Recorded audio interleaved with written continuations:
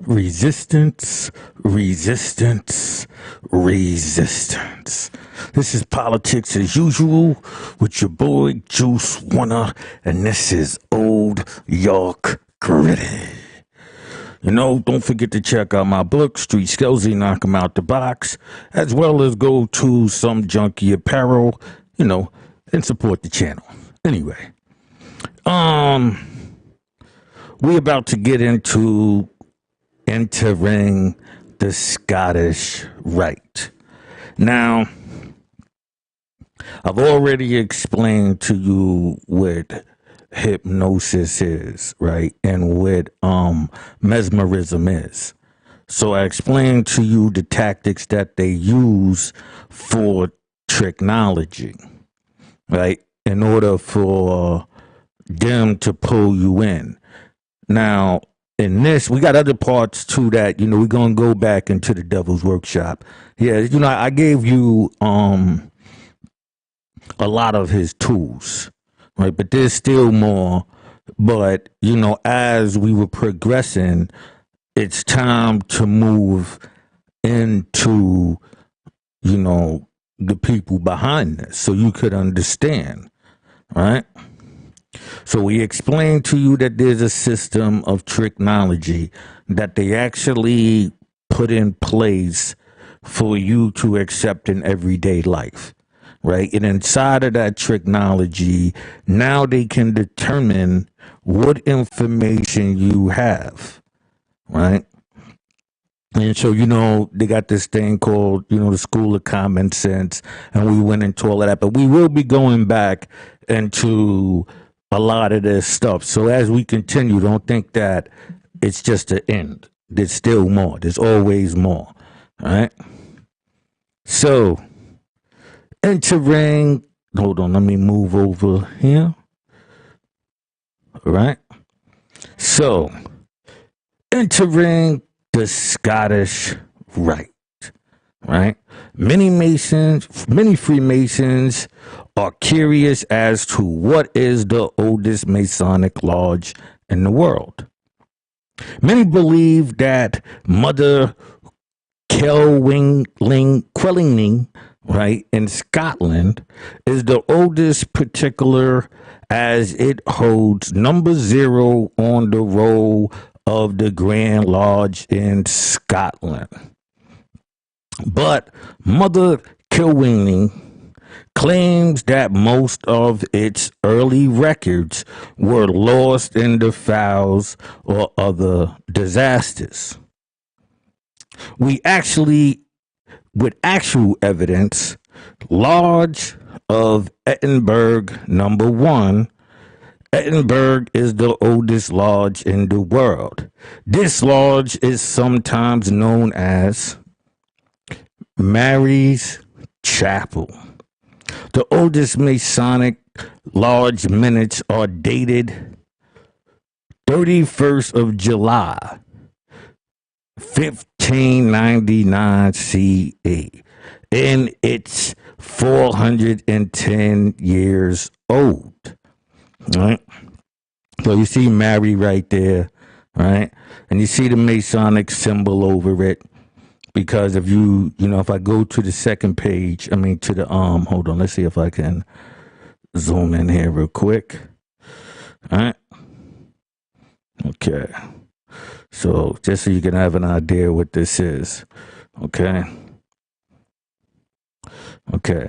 So if you look at the design of it, right, if you look at the design, you can actually see the compass and square, right? You can see it, right? It's right here, right where the man is at the bottom, right there, holding it, and it goes up, and you can see it through the flowers. Technology, the subliminal message, which you see. I've also explained that this is a vagina. Right, and if you look, you can actually see it more better right there in the second picture, and this one right here, right there. So when we say Mary's Lodge, right, Mary's Chapel, right here, right, Understand. As, Mother Mary, all of this. Understand what is being placed in front of you. All right? Let's bring this back down. We can continue on. All right? Okay. So, more impressively, the first 5 pages of minutes incorporated the Squaw statutes, which are dated 28th of December, 1558 CE. 6 months later, on the 31st of July, 1599, are to be found the minutes which confirm the largest claims as having the oldest existence Masonic minutes. The squaw status are named after William Squaw. If I'm saying that right, Squaw, whatever the fuck, I don't care.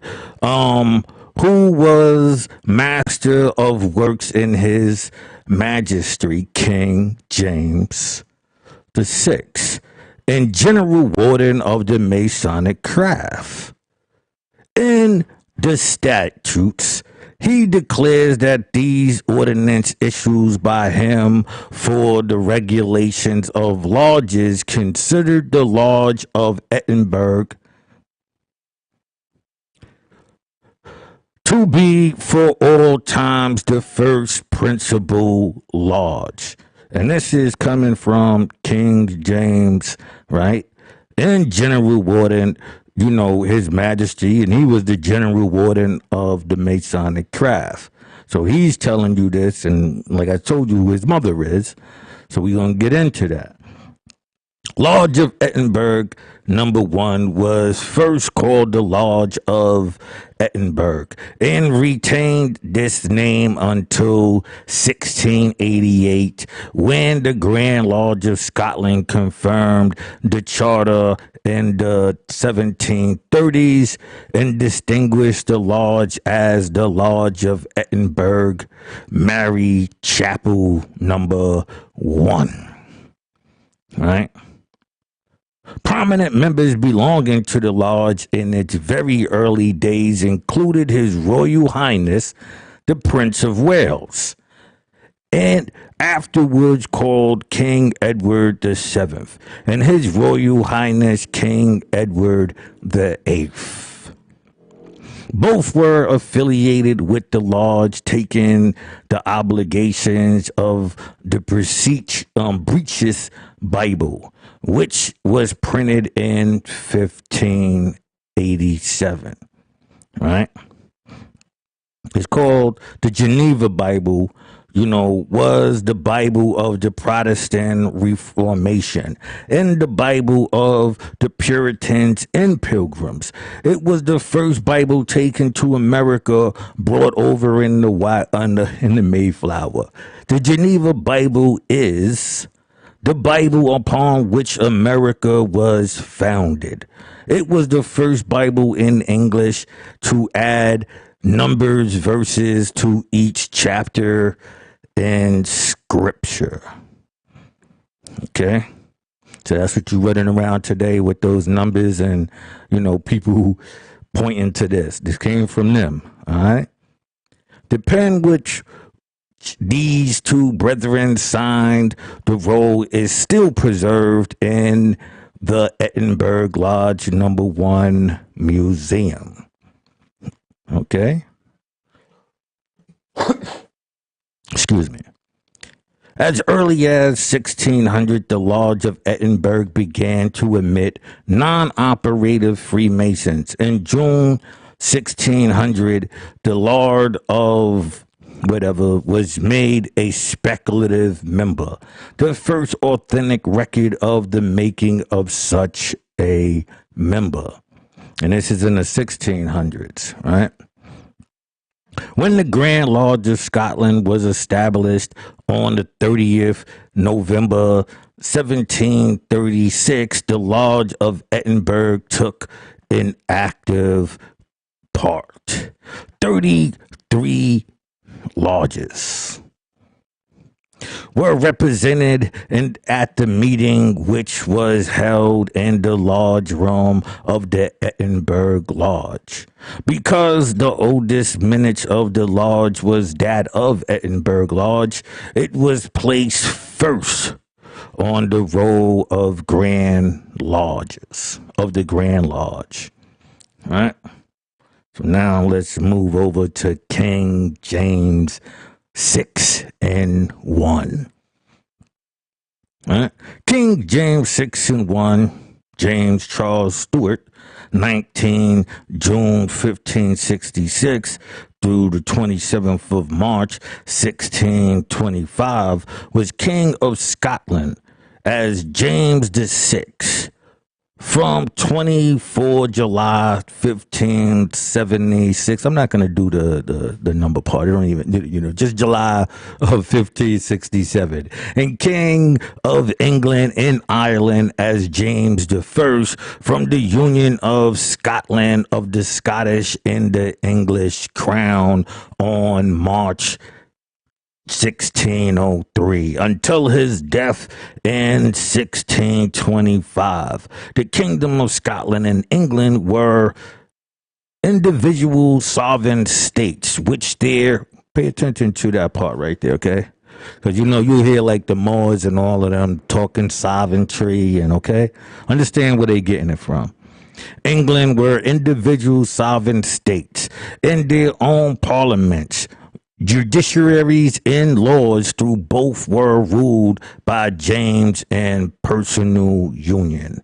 Though both were ruled by James in personal union. James was the son of Mary, Queen of Scots, and a great-great-grandson of Henry VII, King of England and Lord of Ireland, right? And thus a potential successor to all three thrones. He succeeded to the Scottish throne at the age of 13 months, after his mother was compelled to abdicate, right? And pay attention to that part right there. This right here is very, very important. Okay? Pay attention to that. In his favor. Abdication is the act of formally relinquishing monarchical authority wait, hold on, let me fix this little space right here. I'll just ignore it. Anyway, for different regents, a regent from the Latin regions ruling, governing, is a person appointed to govern a state temporarily,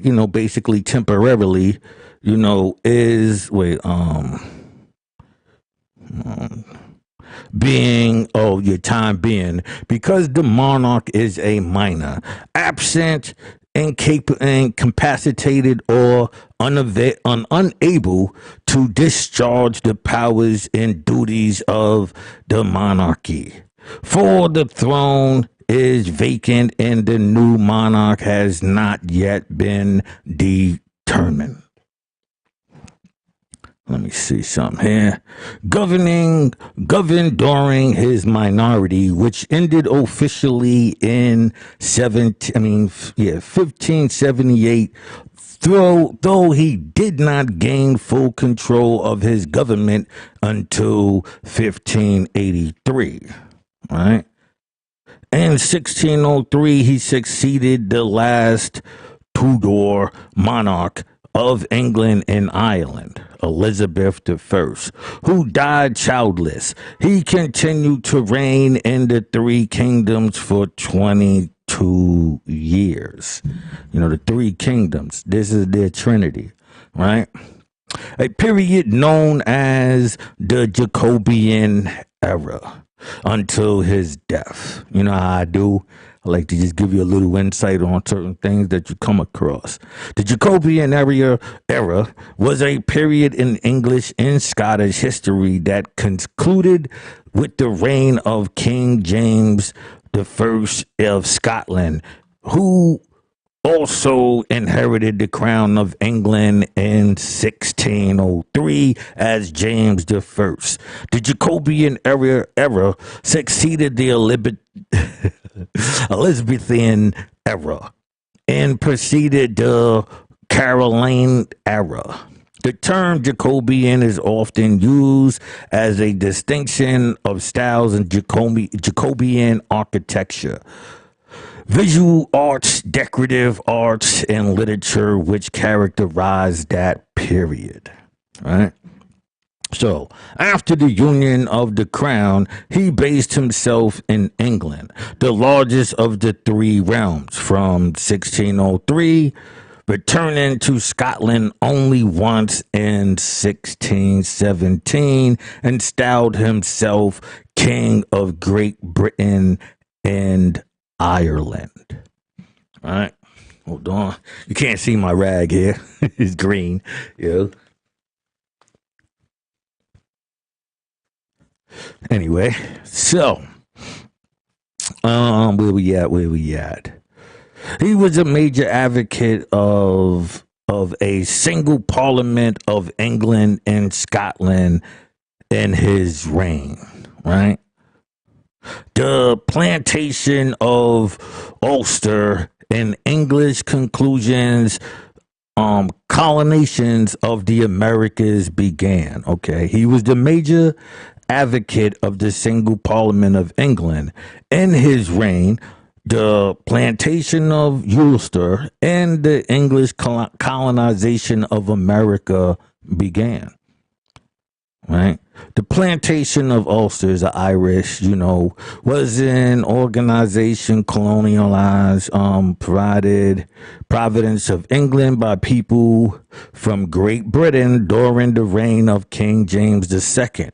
Most of the settlers or planters came from southern Scotland. In northern England, their culture different from that of the native Irish. Small privately funded plantations by wealthy landowners began in 1608. While the official plantation began in 1609, most of the colonialist land had been confiscated from the native Gallic chiefs, several of whom had fled Ireland for mainland Europe in 1607 following the 9-Year War against English rule. The official plantation comprised an estimated 500,000 acres of arable land and countries, right? These are the places where they were at. Land and countries, was privately colonized with the king's support. Right? So I'm just saying this part. I'm reading that because you hear a lot of people, right, try to compare, the Irish to the blacks.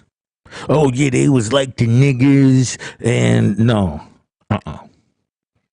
It had nothing to do with red hair or because they were blacks and all of this nonsense. It had to do with religion, and so they went in there and basically found a way to give Ireland a fucking problem. So I always, don't get it twisted, I've always respected Ireland from the time that I knew about them with the IRA, the Irish Republican Army. And I watched them, basically put in a lot of work, wasn't afraid to, get their hands dirty. And I always respected them for that. But now at times I hear people running around, oh, they were, the blacks, and no, they were not. Cut the nonsense, okay? At 57, At 57 years and 246 days, James' reign in Scotland was the longest of any Scottish monarch. He achieved most of his aims in Scotland, but faced great difficulties in England, including the Gunpowder Plot in 1605 and repeated conflicts with the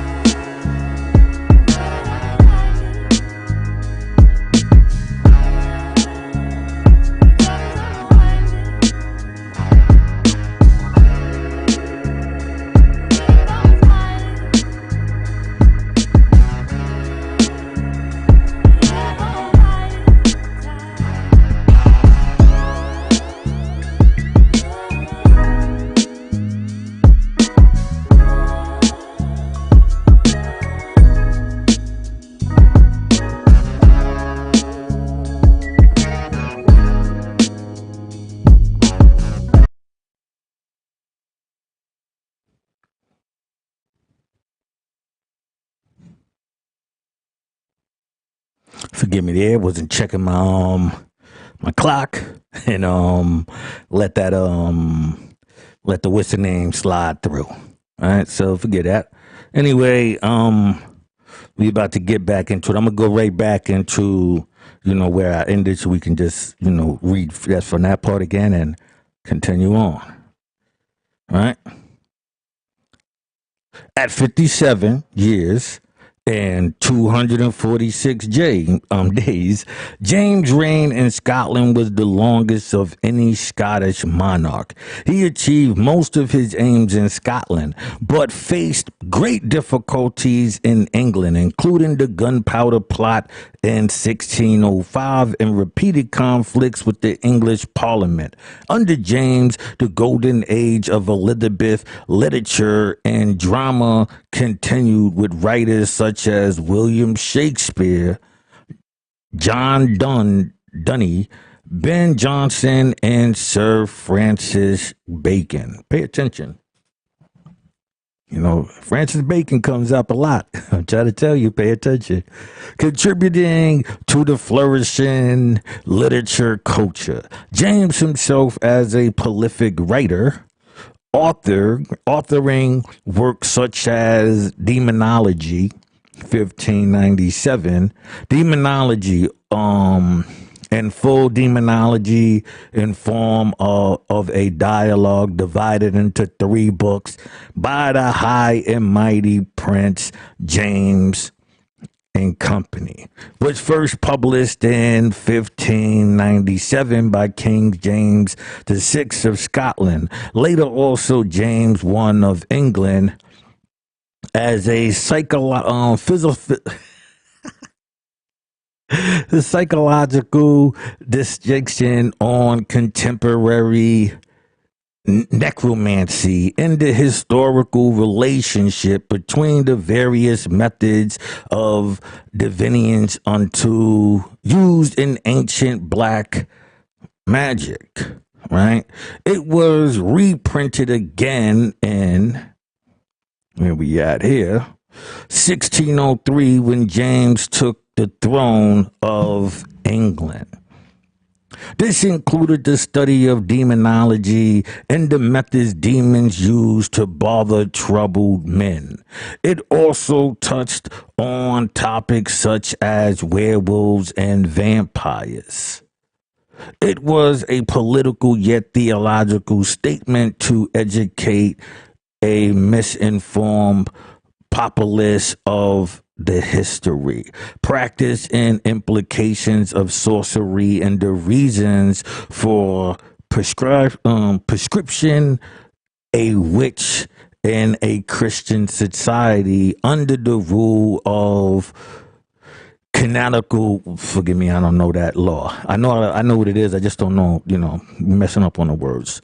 Canonical, right, law. Here we go. This book is believed to be one of the main sources used by William Shakespeare.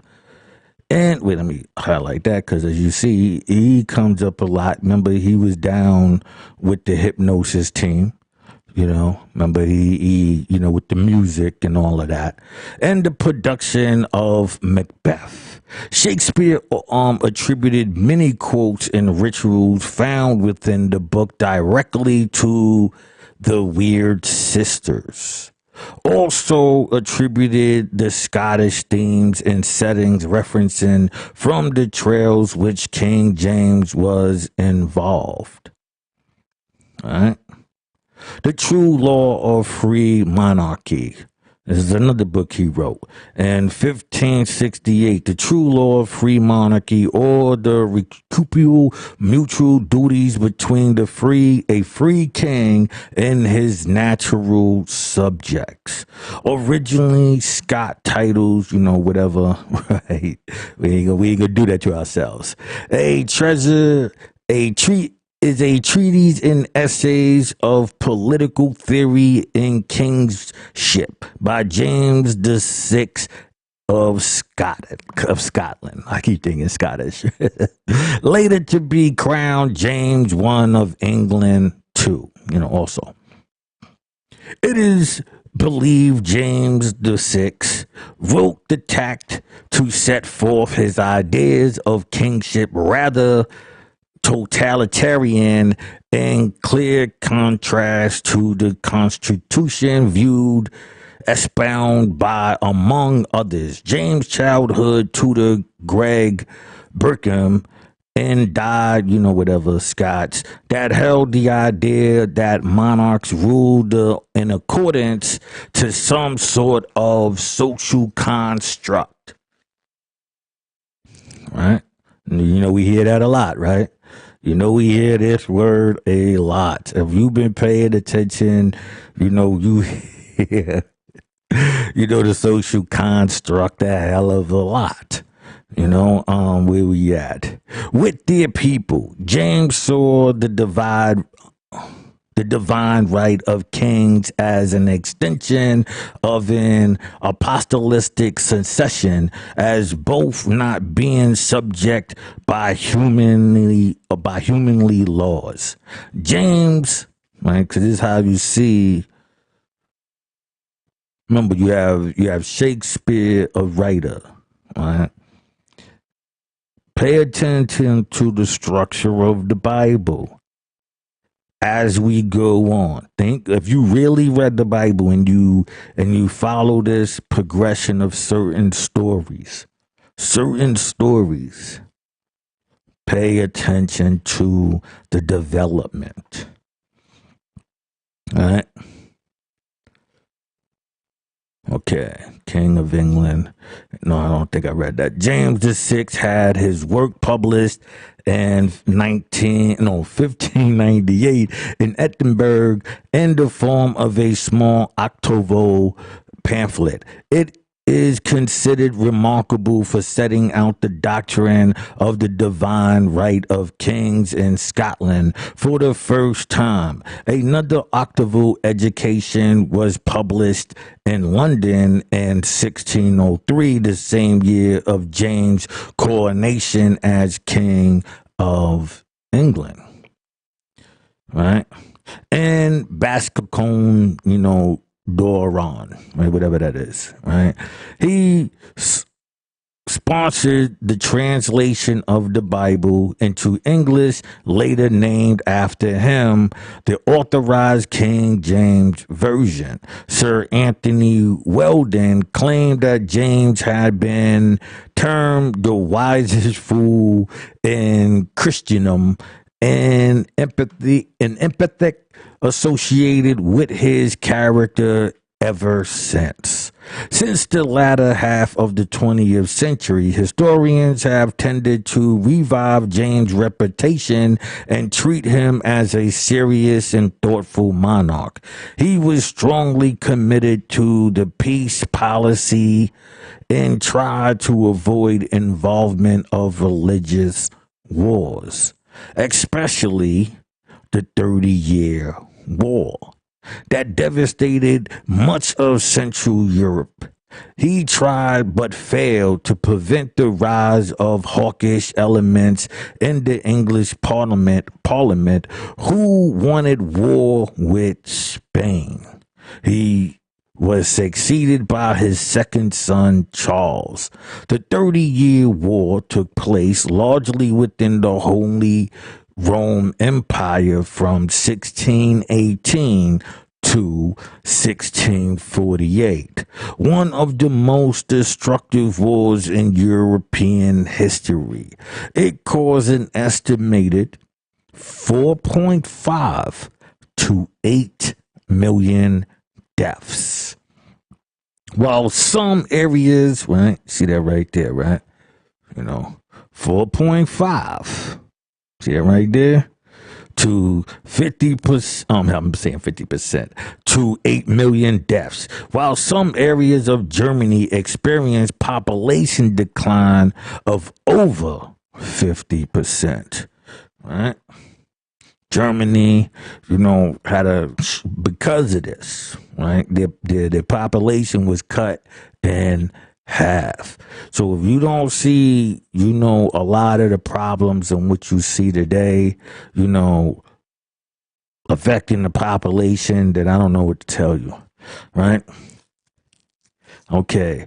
Related conflicts included the 80-Year War, War of Mantoux, Secession, and the Franco-Spanish War and Portuguese Restoration War. All right, so let's get into childhood. All right. Birth. James was the only son of Mary, Queen of Scots, and her second husband, Henry Stuart, Lord Darnley. Both Mary and Darnley were great-grandchildren of Henry VIII of England through Margaret Tudor, the oldest sister of Henry VIII. Mary's rule over Scotland was insecure, and she and her husband, being Roman Catholic, faced a rebellion by Protestant noblemen. During Mary's and Darnley's difficult marriage, Darnley secretly allied himself with rebels and conspired in the murder of the Queen's private secretary, David Rizzio, just 3 months before James' birth. Right, so Darnley is bumping off the wife's personal secretary, the Queen's secretary at that, private secretary. So I guess, he's thinking he slided up at her. Probably was really James's father. Who knows, right? James, that's what I'm starting to think. Right. James was born on 19 June 1566 in Edinburgh Castle, and as the eldest son and heir apparent of the monarch, automatically became Duke of Rothesay and Prince and Great Steward of Scotland. 5 days later, an English diplomat, Henry Killigrew, saw the Queen, who had not fully recovered and could only speak faintly. The baby was suckling on his nurse and was well proportioned and like to prove a goodly prince. He was baptized Charles James or James Charles on the 17th of December in 1566 in a Catholic ceremony held in Stirling Castle. His godparents were Charles IX of France, representing, whatever, and Elizabeth I of England, representing by the Earl of Bedford, and all of these other people, right, represented by. Mary refused to let the Archbishop of St. Andrews, whom she referred to as a poxy priest, right, spit in the child's mouth, as was then the custom.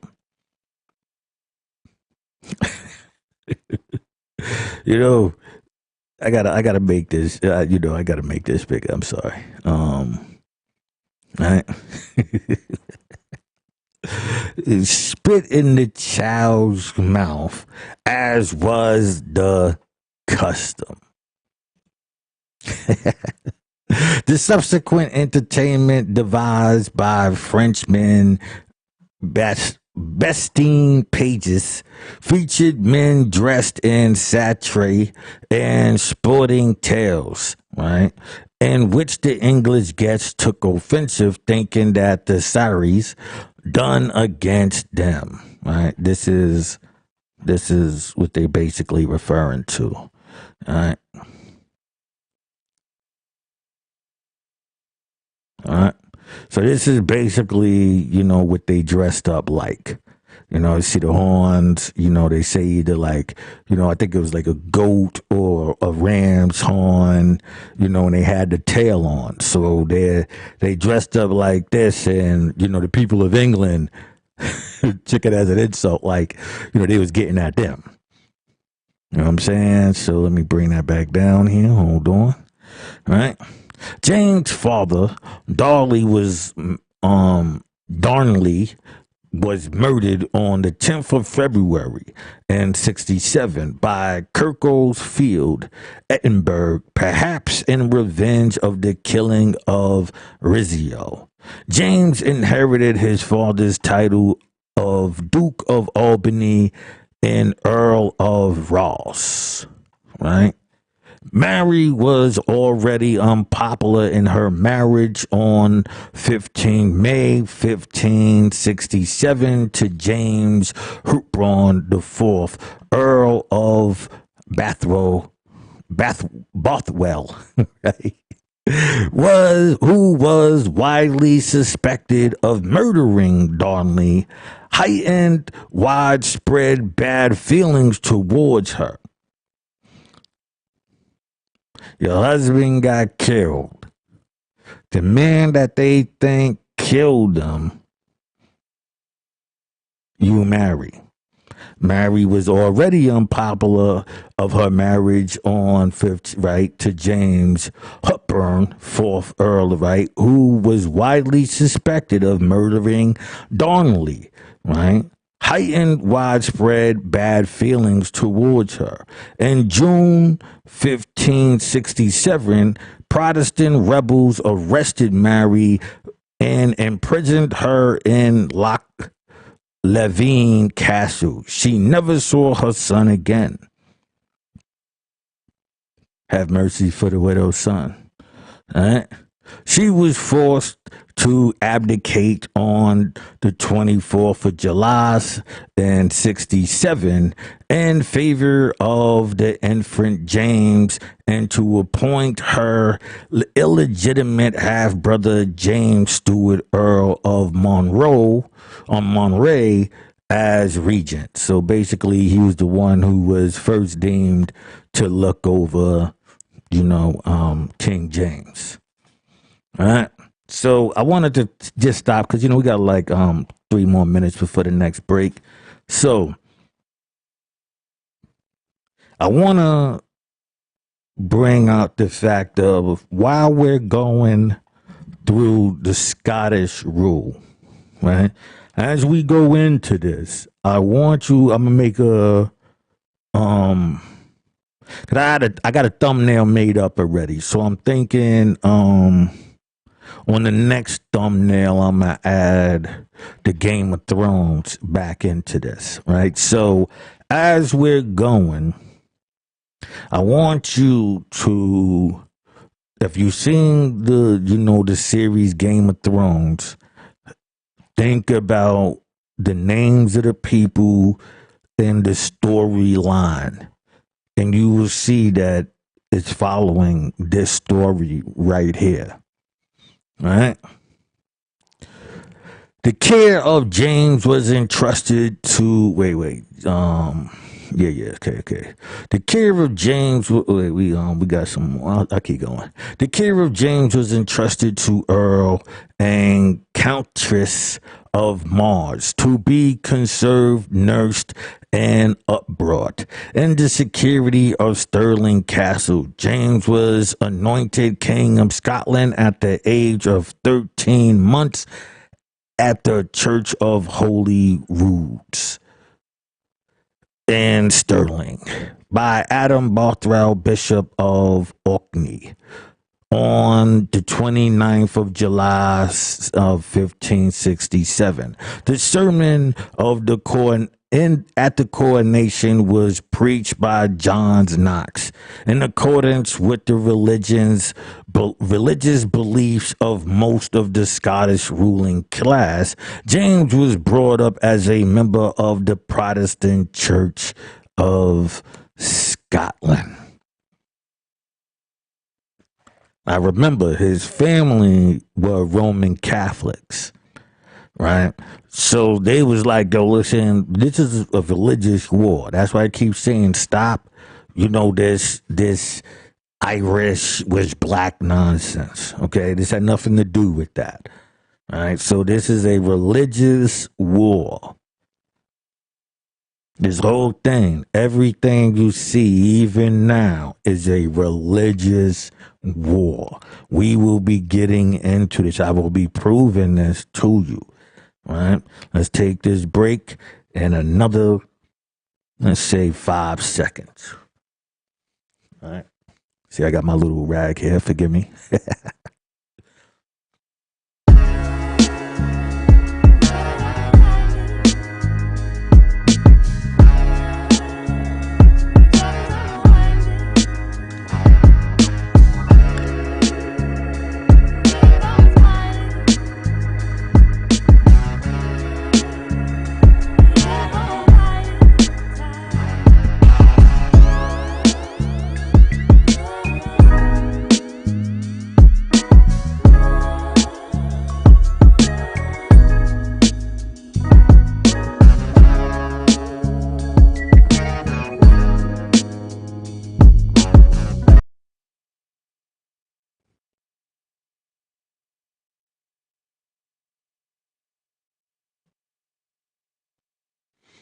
Right. So we back.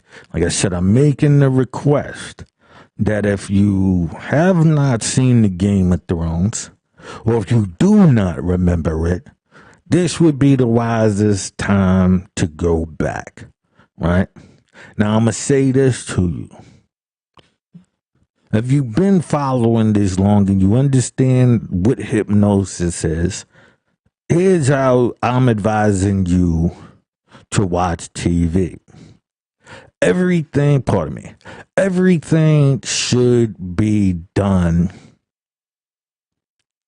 in a straight line, meaning no interruptions. Don't watch other TV shows and movies. So that's going to be difficult considering the fact that you got 8 fucking seasons to go through. Right? But actually, that should be easy because, they only hour long. So say if you had 8 shows in a season, like shit, you could be over that in like a few days. You know what I mean? Because mind you would only be just watching that. You know what I mean? So that's what I advise. Remember, don't watch TV in the dark and do not watch TV laying down, right? And, after a while, the things that I told you about hypnosis, you should be able to see it, the symbols and the things that's gearing your attention to fall into that train of thought, right? So this is why I went through, the first stage first, showing you the hypnosis and all of that. Because when it's time for you to do your research, I wanted you to be free of what is being placed in front of you. So I told you the tactics that they use. So now when you are watching this, you should be more alert. You shouldn't be in a phase because now your mind is looking for things. It's not looking at it. It's not engulfed in the show. It's looking at the show and paying attention to what is being promoted. Suggestion is the key to hypnosis, right? All right. So let's go over to the next screen real quick. All right. Okay. We're gonna go and I'm gonna just read that last part again where it says where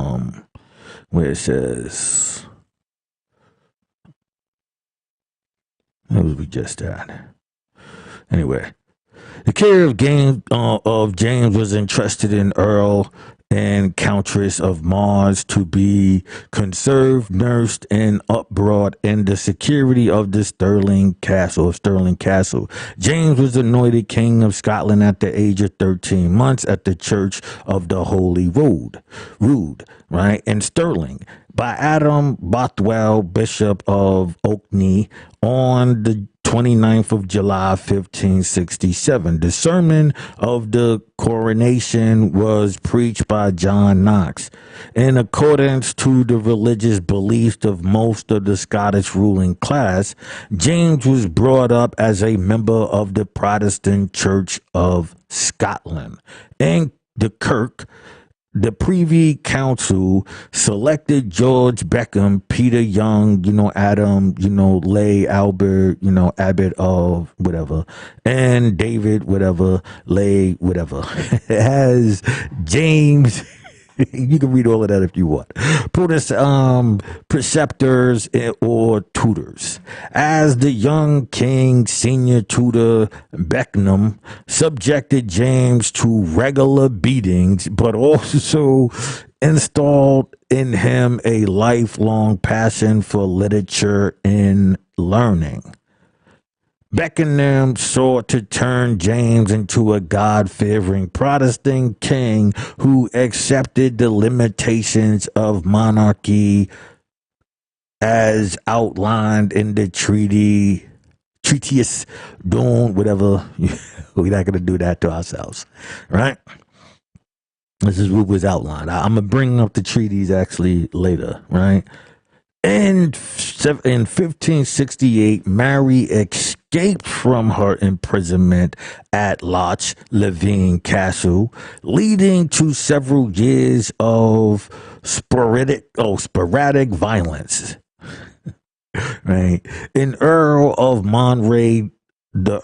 Monray defeated Mary's troops at the Battle of Langside, forcing her to flee to England. Right? Just understand this. Now, my whole thing is how didn't the king, get her back? He's the king now, right? But then we're gonna get into that too, right? We're gonna get into that, right? Yeah. The Earl of Monray defeated Mary's troops in the battle at Langside, forcing her to flee to England, where she was subsequently kept in confinement by Elizabeth. On the 23rd, now this is what I don't understand.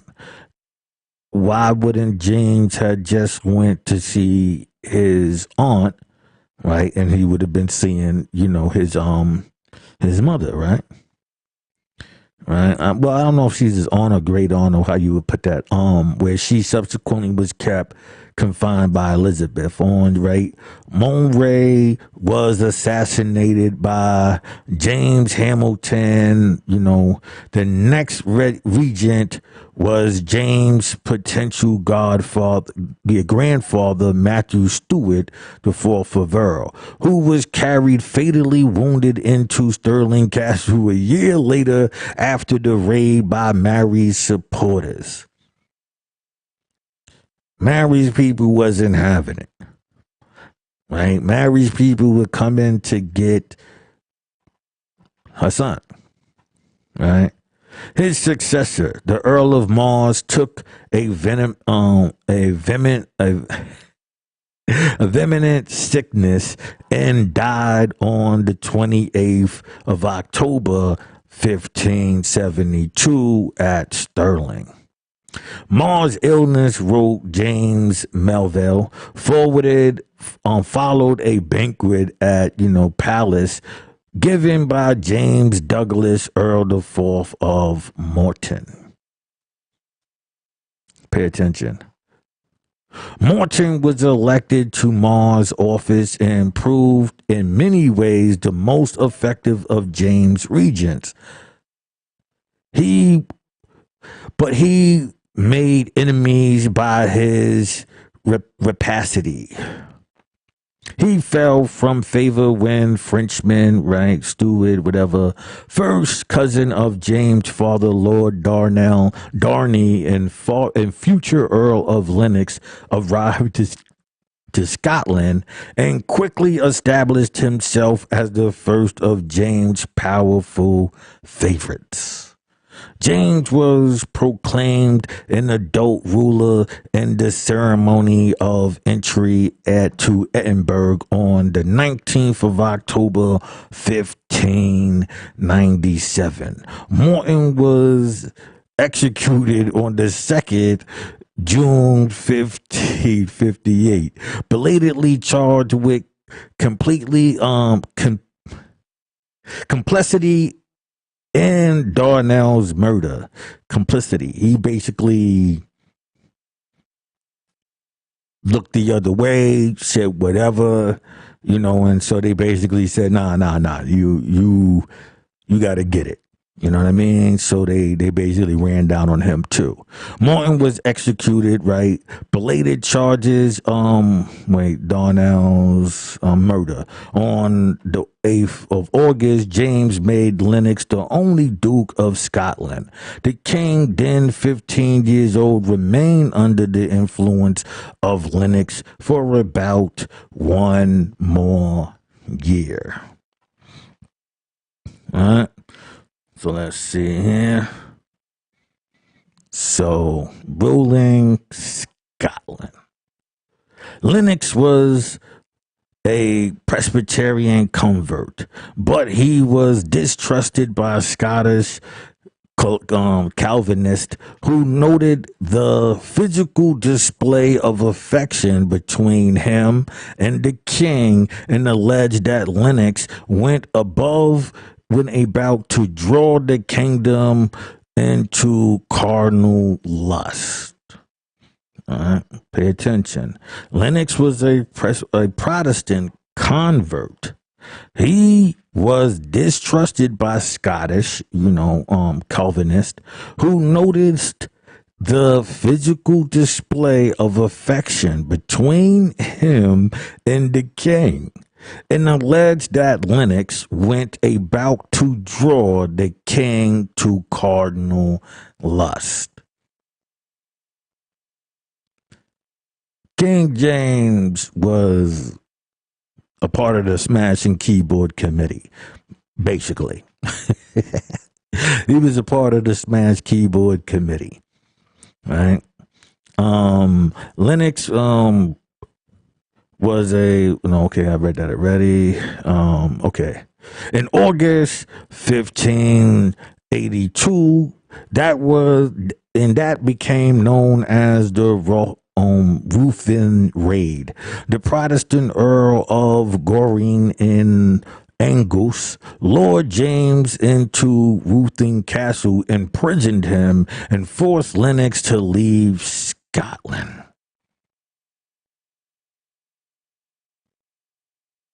You hear this?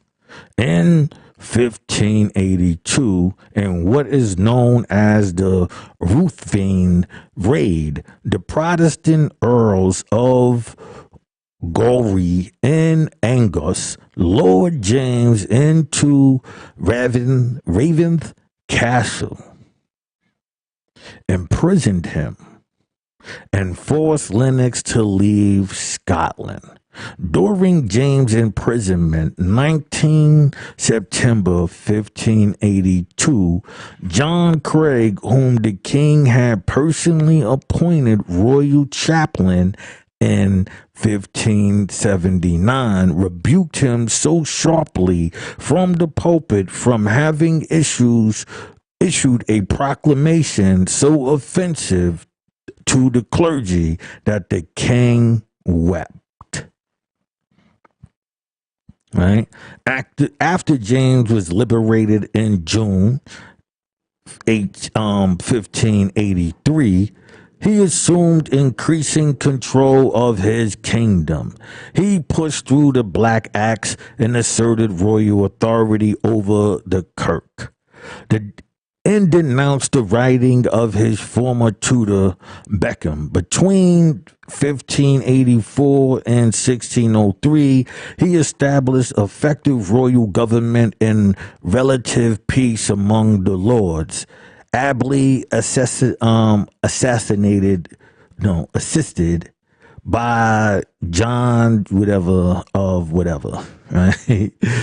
Who led the government until 1592. The 8-man commission known as the Octavian brought some control over the ruinous state of James' finances in 1596, but it drew opposition from vested investors and was disbanded within a year after the riot of Edinburgh, which was stroked by anti-Catholicism and led the court to withdraw the Lincoln temporarily. These names of these places, man. Hey, man, I can barely speak English. Some of this shit, you should have put me in it. You know what I mean? You don't put me through it. Okay. One last Scottish attempts against the king's persons occurred in August 1600 when James was apparently assaulted by Alexander Ruthven, the Earl of Gorey, his youngest brother, at Gorey's house, the seat of Raventhine. Was ran through by James Page. John Ramsay, an Earl of Goring, was killed in the ensuing fracas. There were few surviving witnesses giving James' history of the Raventhine. In fact, that he owed them a great deal of money. His account of the circumstances was unusually believed, was not universally believed. Nigga, they kidnapped him and held him for a year. He goes over there, he said, hey man, the dude is to me, and this man rocked him. Anybody with their right mind is saying, listen man, we get it.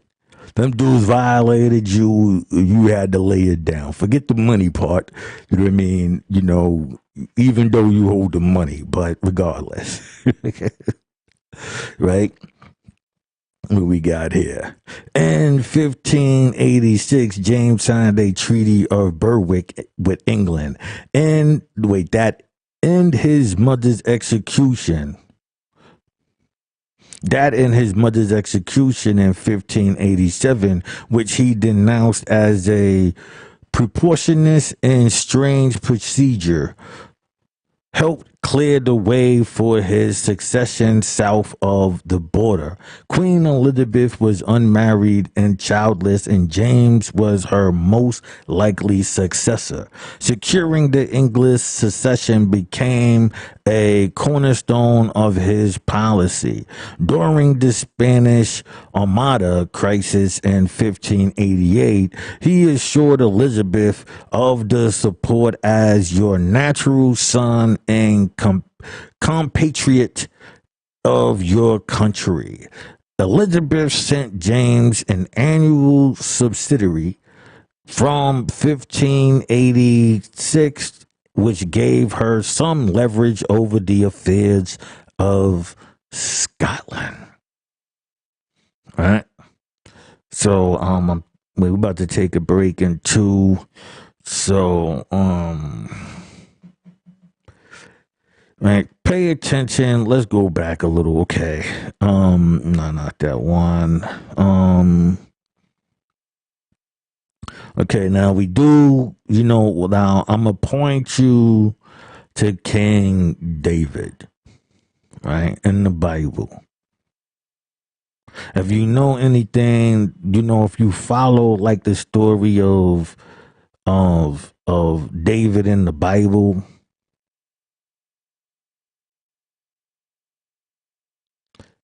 you will see a lot of similarities in the two. Right?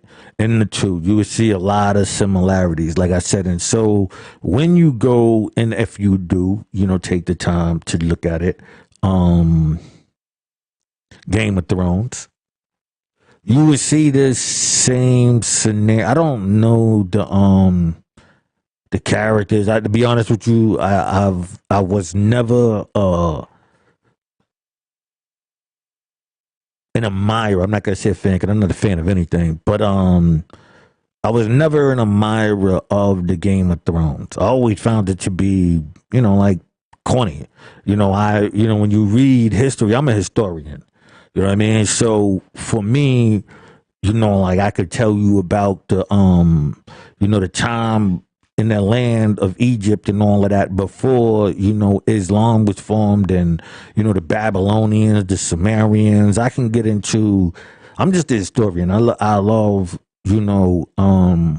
studying the path of things. That's history, to study the path of things, right? The timeline path of things. Physical display of affection. So yeah, just take the time, if you read, and we're gonna get into King Solomon and his followers, because again, this would be also in reflection to King Solomon, if so we'll be getting into it to make everything more clear. All right, I hate just leaving things open, but okay, we got 20 seconds left. Marriage, right? This is, contract between James and Anne of Denmark. Right? Bitch is ugly. Portrait of Anne of Denmark, attributed by John D. Kritz in 1605. We'll be back.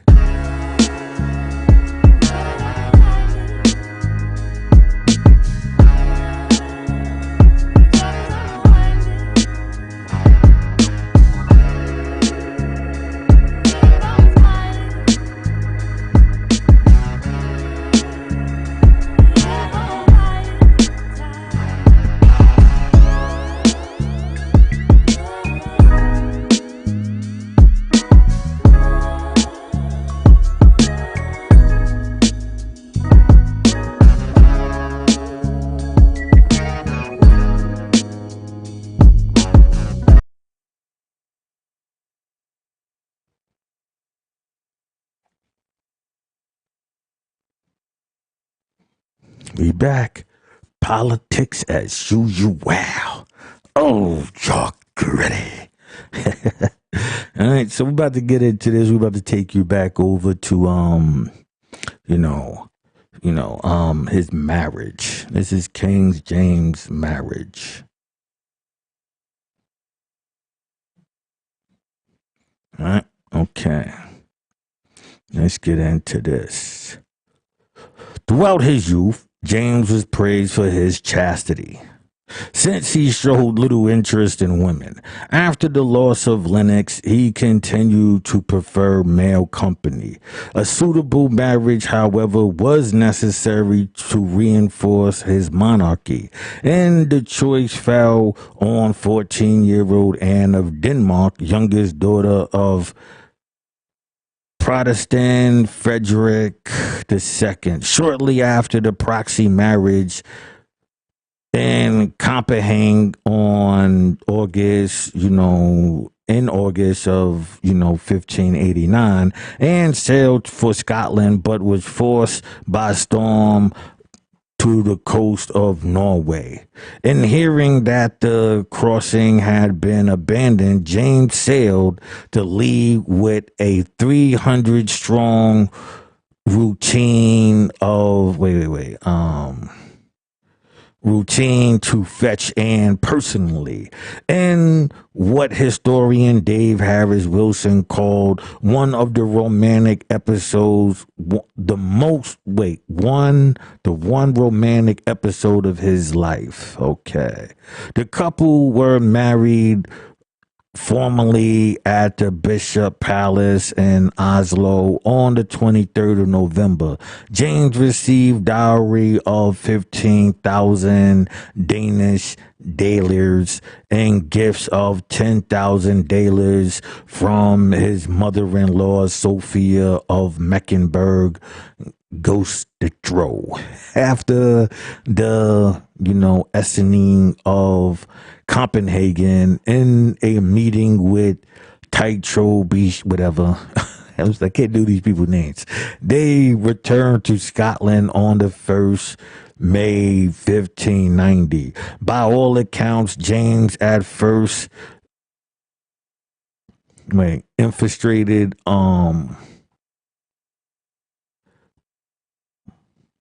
Oh no, I don't know what the fuck what the hell am I looking at here?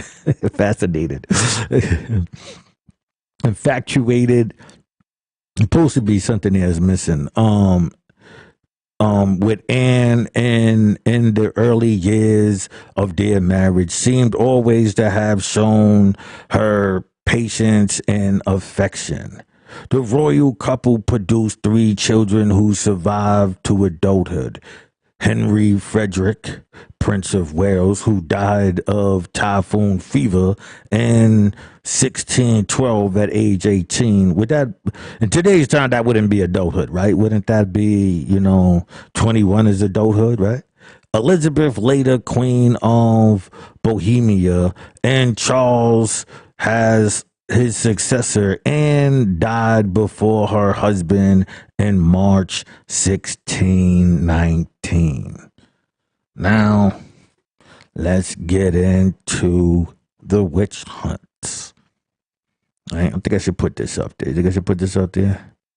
Okay, hold on. I wasn't sure how far I was going to go. I think I got a little bit more time I want to do. So, let me see. All right, go back here. Let's go to the headlines. Let's put this in there. The witch hunt. All right. James visited Denmark, a country familiar with witch hunts, sparked an interest in the study of witchcraft, which he considered a branch of theology. All right.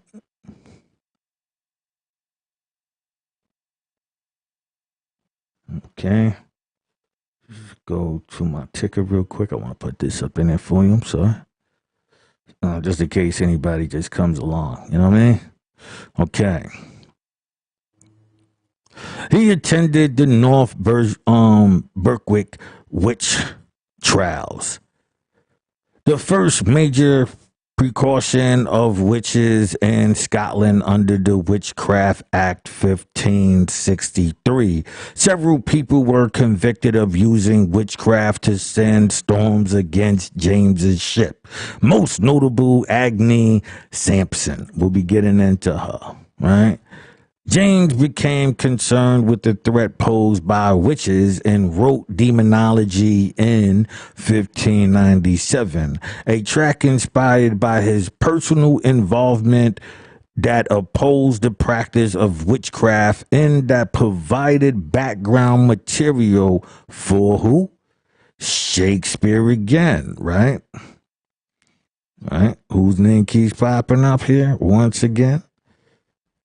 All right, hold on a minute here. All right, Shakespeare's tragedy of Macbeth. Right, and this is why you got to understand, like when you in school and they dealing with literature, they are dealing with this history here. And so they're bigging up themselves in a system that was designed for them to do just that, right? James personally supervised the torture of women accused of being witches. After 1599, his views became more skeptical. And the later letter written to England to his son Henry, James congratulates the prince on discovering the yon little counterfeit wench. I pray God ye may be my heir in such discoveries. Most miracles nowadays prove but illusions, and ye may see by this how wary judges should be in trusting accusations. Right? So it says, Highland and Islands. The forcible delusion of the leadership of the Owls by James the Sixth, this is the fourth, in 1493 had led to troubled times for the western seaboard. He had subdued the organized military might of the Hebrides, but he and his immediate successors lacked the will or ability to provide an alternative form of governance. As a result, the 16th century became known as the time of raids. All right? This is what it meant. All right? See that right there? Time of raids. Furthermore, the effects of reformation were slow to affect these people, driving a religious wedge between the area and center of political control in the Central Belt. In 1540, James V, right, had toured the Hebrides, forcing the clan's chief to accompany him. There followed a period of peace, but the clans were soon at loggerhead with one another again. During James VI's reign, during James VI's reign, citizens of the Hebrides were portrayed as lawless barbarians rather than being the cradle of Scottish Christianity and nationhood. Official documents describe the people of Highland as void of knowledge and fear of God, who were prone to all kinds of barbarous and beastly cruelties. The Gaelic language spoken fluently by James the Fourth and probably James the Fifth became known in the time of James the Sixth as Erse, or Irish, implying that it was foreign in nature. The Scottish Parliament decided that Gaelic had become a principal cause of the Highlanders' shortcoming and sought to abolish it. Okay, so are we becoming clear on? They gave, the Irish certain titles, right? They couldn't learn the same things they attributed to black people. That's the only thing, but their handling of the Irish is totally different. And that's why even in America, sure, they might have had problems, this, that, and the third, but it is different. So please, I say this to all of the old Irish or black, and learn your history. Learn what you were talking about before you just, ramble on and say foolishness, okay? Scottish gold coin from 1609 to 1625, right? Just a little something there.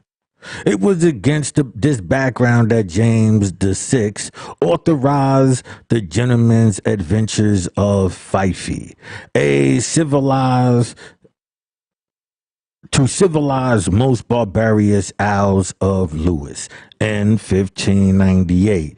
James wrote that the colonists were to act not by agreement with the local inhabitants, but by extirpation of theme. I don't know. My fault. Their landing at Stony Way began well, but the colonists were driven out by local forces commanded by Murdoch and Neil McLeod.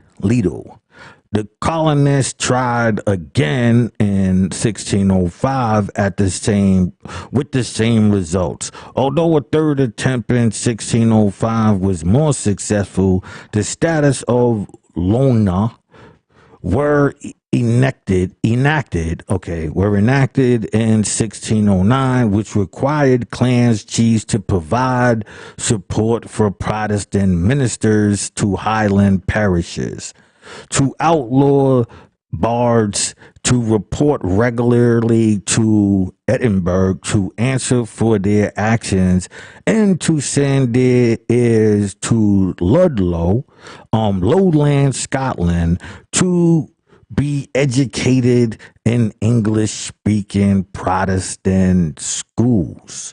So began the process, specifically aimed at the expatriation of the Gaelic language. Right? I mean, basically, they gonna wipe this shit out. The destruction of its traditions, cultures, and the suppression of its bearers. Right? And the Northern Isles, James' cousin Patrick Stewart, Earl of Orkney, resisted the Statute of Lona and was consequently imprisoned. His natural son Robert led an unsuccessful rebellion against James, and the Earl and his son were hanged. Their estates were forfeited, and the Oakley and Sherland Isles were annexed to the crown. So the Irish beef, right, was that. So the Irish beef was exactly that.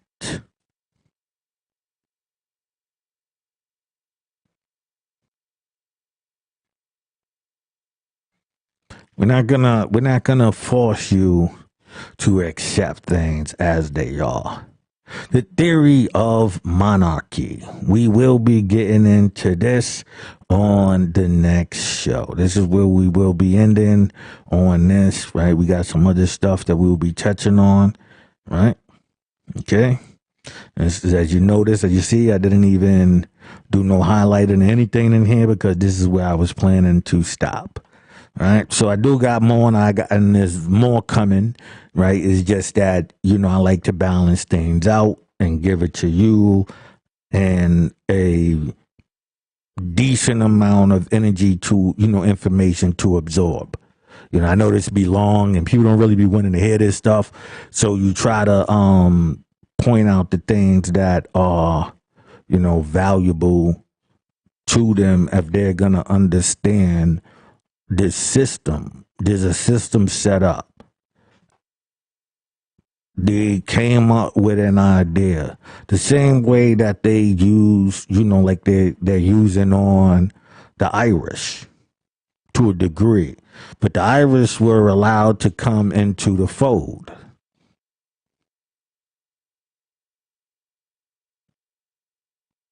So then when they turn around and introduce the black man into this system, now he's allowed to be under that rule, under the Scottish rule.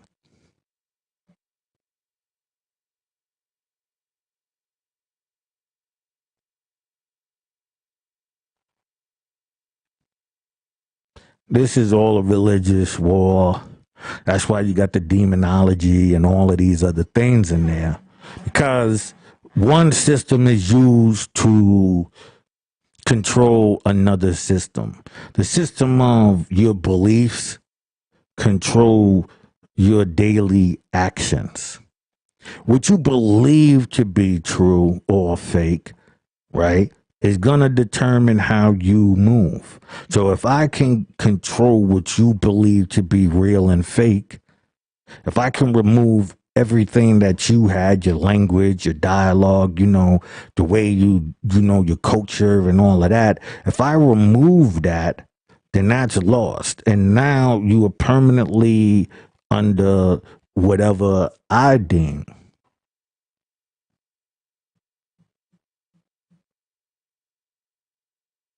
So this is what I tell the people, and this is why I'm going in. We got people, with a plan, and it's coming into effect. So if you're not in tune by December, if you've been paying attention by December, you will have everything you need to know to, one, defend your brain, then to go after those who are attacking it. Because you can't know what to defend if you are unaware of the attack. This is a cold war, a silent attack. So there's no gunshots and none of those, even though those things will happen, but those would be more minute than the effects that they have put inside of you. So this is what I'm addressing. We're entering the Scottish Rite so you can have knowledge of a system that's not working for you, but working for them. So even if you got down with that system, remember, it's not working for you. So until the next time, people, don't forget resistance, resistance, resistance. We out.